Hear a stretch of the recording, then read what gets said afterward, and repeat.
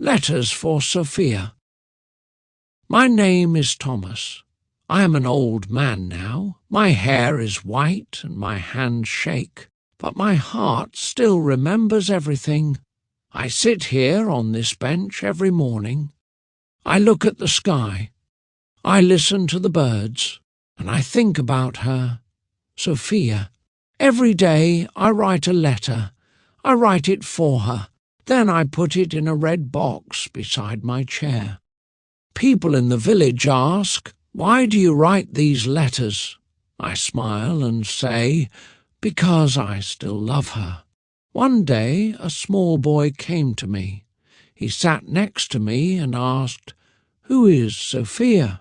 I looked at him and said, "She was the love of my life." He asked, "Can you tell me your story?" I nodded and said yes. I remember it like it was yesterday. It began many years ago. I was young, just 20 years old. She was new in our town. She was a teacher. I first saw her in front of the bakery. She was holding a bag of bread. Her hair was long and her eyes were full of light. She smiled at me and said, "Hello." My heart started to beat fast. I said, "Hello," but I was nervous. She walked away, and I stood there, not moving. That was the first time I saw her, and that was the moment my life changed. After that day, I could not stop thinking about her. Her smile stayed in my mind. I started going to the bakery every morning. Sometimes she was there, sometimes she was not.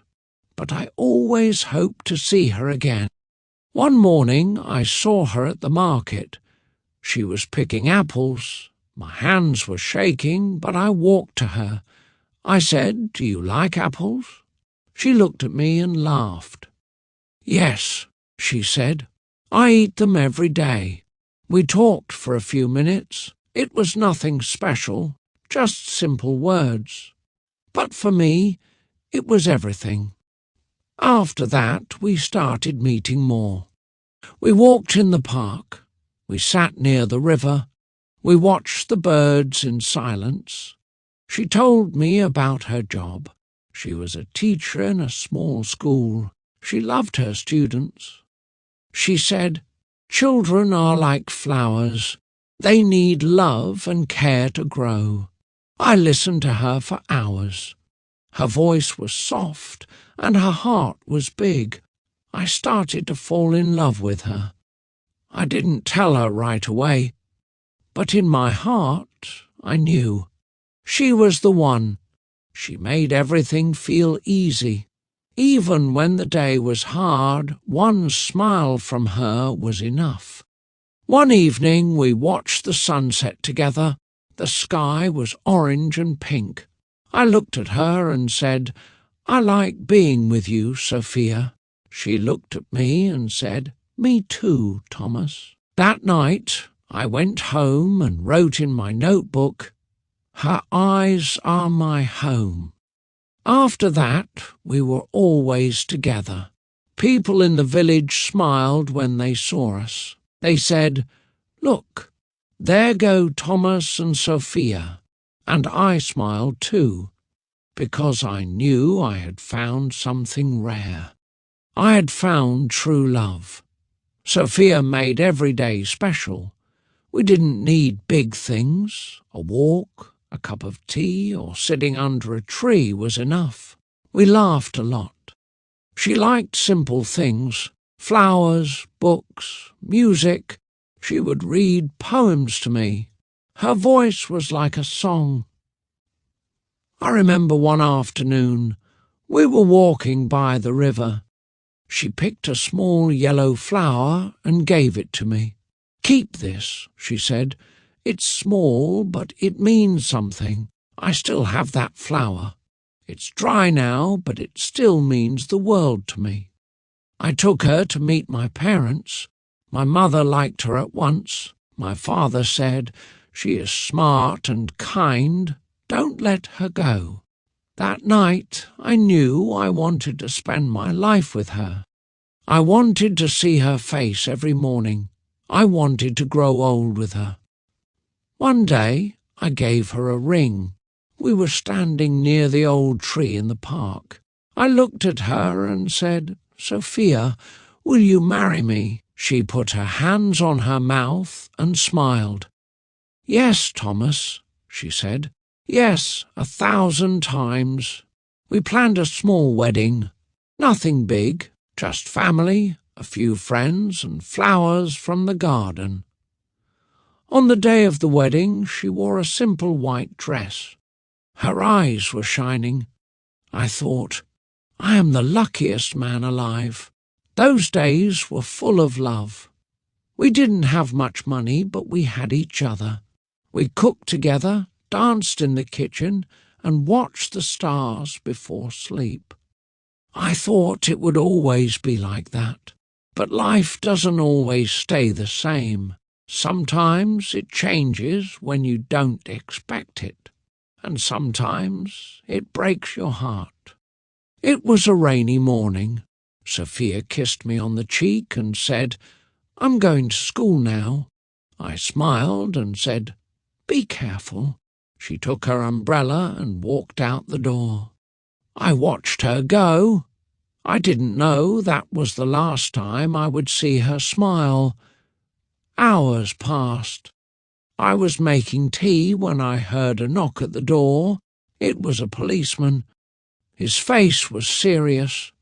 He looked at me and said, "There has been an accident." My hands dropped the cup. My heart stopped. He told me that Sophia was walking home from school. A car came fast around the corner. The road was wet. The driver could not stop in time. She was hit. She died before help arrived. Just like that. In one moment, she was gone. I didn't believe him. I said, "No, that's not true." I ran to the hospital. But it was true. She was lying there, so still, so quiet. I took her hand. It was cold. I cried like a child. I called her name again and again, but she did not wake up. After the funeral, I stayed in our house alone. Her books were still on the table. Her shoes were by the door. Her teacup was in the kitchen. I couldn't touch anything. I sat on the bed and waited, as if she would come back. People told me to move on. They said, "Time will heal you." But they didn't understand. She was not just my wife. She was my world. Without her, the world was empty. That night, I took a pen and paper. I wrote my first letter. "Dear Sophia, today I miss you. I still see your smile." I folded it and placed it in a box. The next day, I wrote another, and then another. I wrote every day. The days were long and quiet. The house felt cold without her voice. I woke up early, made tea, and sat by the window. I watched the street. I waited for a sound that never came.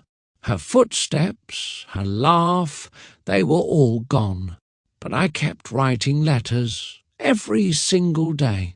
I told her about the weather. I told her what I had for lunch.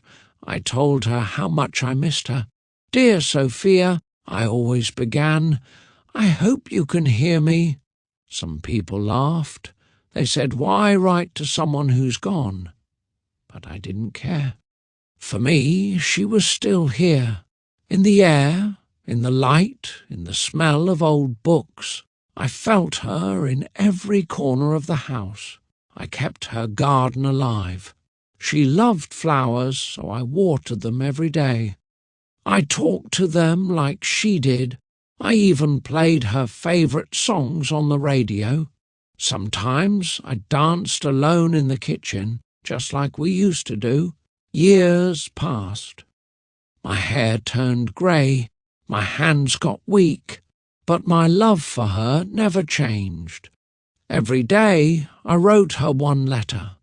I now had a big box full of them.